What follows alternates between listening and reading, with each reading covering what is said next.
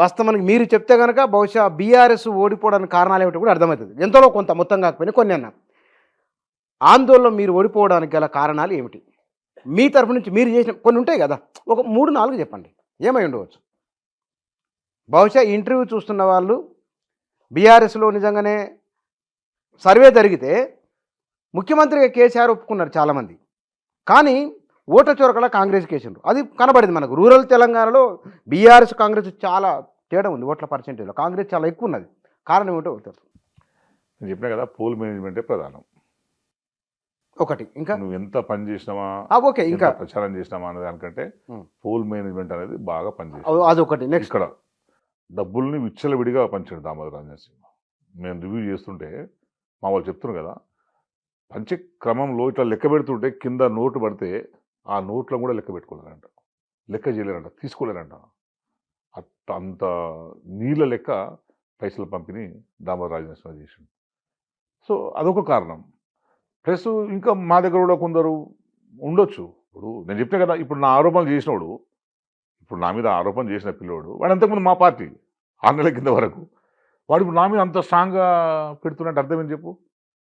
నేను తీసుకోలేను అనేది నాకు తెలుసు కదా.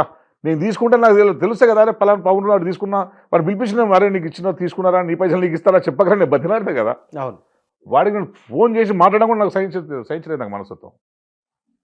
సో ఇట్లా కోవట్లను తయారు చేసుకోండి. కొందరిని డబ్బులు పెట్టాడు విచ్చలవిడిగా. బుచ్చన్నకు క్రాంతికి బాగా చూస్తాను, ఏం చేయాలి? ఓకే, బుచ్చన్నను లాగేసుకోవాలి. నువ్వు అక్కడనే ఉండు, లాగేసుకోండి, నువ్వు అక్కడనే ఉండు అంతే. ఇక సో ఇట్లా జరిగినాయి అనేది మాకు ఇప్పుడున్న నేను ఇండివిజువల్గా మాట్లాడుతుంటే సో చేసిండు. సో అందరినీ కాదు, కొందరిని ఎవరైతే ఉన్నాయో, నాకు చాలామంది వెలుగు విషయం హైదరాబాద్లో ఉన్న వాళ్ళు చెప్పారు, అన్న ఇట్లా మీ వాళ్ళు పలానా చోటిస్తారు, పలానా చేస్తున్నారు. సో ఇట్లాంటివి జరిగినాయి కనుకనే ఓడిపోయిన తప్పించి ఎక్కడ కూడా కేసీఆర్ పట్ల ప్రజలకు ఎక్కడ కూడా విశ్వాసాన్ని ప్రజలు తగ్గించలేరు. ఇప్పటికీ ప్రజలకు కేసీఆర్ పట్ల బాగానే విశ్వాసం ఉంది. అయ్యో ఇట్లా అయిపోయినాయి అనే పరిశ్రమ ప్రతి ఒక్కరిలో ఉంది. ఇప్పుడు తెలంగాణ గవర్నమెంట్ కేసీఆర్ సీఎం అనుకున్నాం, ఇట్లా అయింది. ఇంకో వీళ్ళు ఇంకెట్లా ప్రచారం చేసినంటే, నువ్వు చేయకూడదుకయ్యు ముఖ్యమంత్రి ఆయన ఉంటాడు, కేసీఆర్ సార్ ఉంటాడు. ఈ రోజుల్లో ఎవరు నమ్ముతారు? అంటే అట్లా చెప్పుకున్నారు అంటుండే. ఎవరి ప్రచారం ఒకటి, ఏ మాట కామాట. కానీ మొత్తానికి ఏంటంటే, ఇప్పుడు ఎంత చెప్పినా కొన్ని జిల్లాలకే స్వీప్ అంటే అది అట్లా కాదు. అంటే ఇట్లా చేయకపోవడం కాదు, ఈ ఒక్క నియోజకవర్గం కాకపోతే ఏముంది, ఇంకా మస్తు గెలుస్తాయి కదా నా ఉద్దేశం. అన్నిట్లలో అనుకున్నా, ఇది కాకపోతే మస్తు మంది గెలుస్తారు, మొత్తం సీఎం సార్ కేసీఆర్ అవుతాడు అనేది ఒకటి వాళ్ళే చెప్పుకున్నారు. ఇది ఇంకోటి ఏంది, మా దగ్గర దామోదర రాజనరసింహ గెలిస్తే మంత్రి అవుతాడు, లేకుంటే ముఖ్యమంత్రి అవుతాడు. క్రాంతి గెలిస్తే ఏమవుతాడు? ఇది బాగా ప్రచారం అయిందా? సో ఇది బాగా దాన్ని ప్రజలకు తీసుకుపోయారు. సో ప్రజలు కూడా చూస్తారు కదా, అవును కరెక్టే.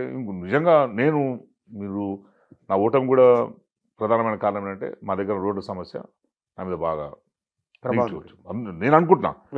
ఎందుకంటే నేనే రోడ్ల మీద పోతుంటేనే నాకు ఒకసారి అనుకున్నా, మాకు ఇది చూస్తే ఎవడన్నా ఓటేస్తాడా, నా లోపల నేను అనుకున్నా చాలాసార్లు.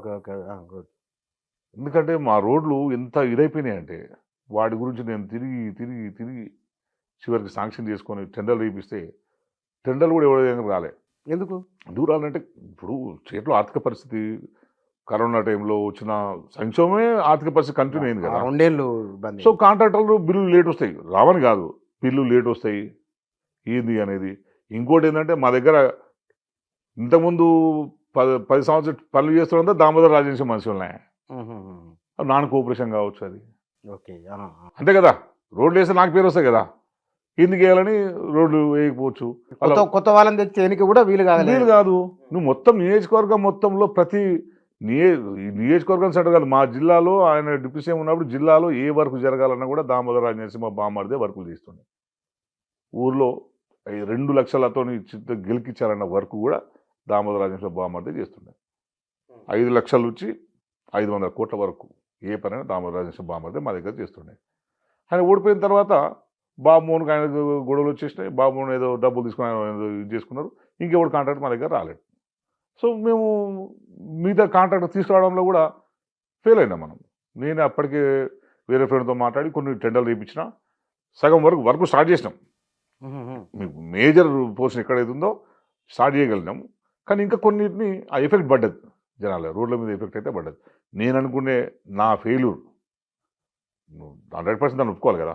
రోడ్ల విషయంలో మాత్రం నేను 100% నేను ఇదేనని అనుకున్నాను. సో ఇంకా ఇంకా చాలా కారణాలు. ఎందుకంటే జనంలో ఎక్స్పెక్టేషన్స్ వేరే ఉంటాయి. ఎమ్మెల్యే దగ్గర పోగానే అన్ని పనులు అయిపోతాయి. అంగన్వాడీ రిక్రూట్మెంట్ వచ్చింది.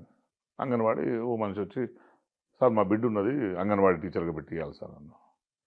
నేను పలానా అధికారికి ఫోన్ చేస్తే, లేదు సార్ అంత ఆన్లైన్ సార్ అన్నాను. అయ్యా ఆన్లైన్ అది కాదు, ఆన్లైన్ పెడితే చెప్తే మీరు చెప్తే అయితే సార్. కాదా బాబు ఆన్లైన్ అంటే వాడు ఎవరెవరు అప్లై చేసారో అందరి మార్కులు చూస్తారు.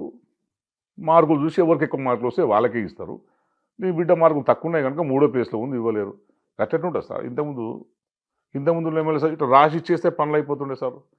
ఈమెను పెట్టుకో అంటే పెట్టుకుంటారు సార్, మనకెందుకు సార్ అని వాళ్ళు మనకు సమాధానం చెప్తున్నారు. అక్కడ నేను మైనసేనా? అంటే ఆన్లైన్లో వచ్చింది ట్రాన్స్పరెంట్గా పారదర్శకంగా ఉందామనేది ప్రభుత్వ ఉద్దేశం. కానీ పైరవి నడవలేదు, కానీ పైరవి చెల్లుబాటు కాలేదు కదా. కాదు అని చెప్పి మైనస్ అయింది. మైనసే కదా. అట్లాంటి చాలామంది ఉన్నారు, ఉద్యోగస్తులు ఉన్నారు. మా బంధువే ఒక ఆయన, మా మామ అవుతాడు. ఆమెకు దూరం పడ్డది, ఆయనకు టీచరు. ఆమె వేరే డిపార్ట్మెంట్, వేరే జిల్లాకు కూర్చుంటారు.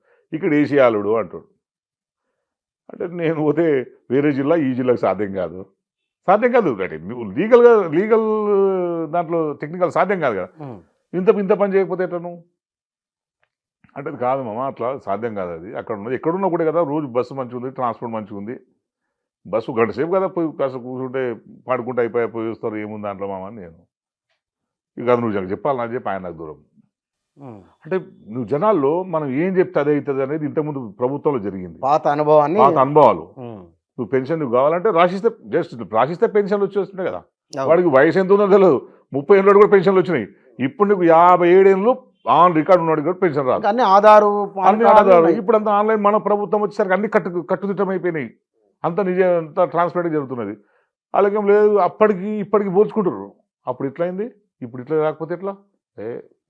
కాదు. ఇంకొక ఆయన వస్తాడు, వచ్చి పలానా ఎస్ఐ ఇట్లా మన మాట వింటలేడు అది ఇది అని. నేను ఫోన్ చేసి, ఎస్ఐ గారు ఏందన్నా నువ్వు గారంటావు మనోళ్ళు కాదు, ఇట్లా మా వాళ్ళు వస్తారు కొంచెం పని చేసి పెట్టండి ఏదన్నా. ఈయన పోతే ఇక రూల్ పోయి చెప్తా కదా, ఈ ఎఫ్ఐఆర్ కావద్దు అంటాడు. ఎఫ్ఐఆర్ ఫస్ట్ ప్రతి కంప్లైంట్ ఎఫ్ఐఆర్ చేయాల్సిందే కదా. జీడీ ఎంట్రీ చేసి ఎఫ్ఐఆర్ చేయాలి. ఎమ్మెల్యే సార్ చెప్పినా కూడా ఎఫ్ఐఆర్ అయింది. ఇంతకుముందు సార్ ఏం రా అని సార్ ఫోన్ చేస్తుండే ఇంతకుముందు. అంటే వాళ్ళు అట్లా పోల్చుకుంటారు. ఏం రా ఏం తమాషనా మా వాడు వస్తాడు చూడు, లేకపోతే నీ సంగతి చూస్తా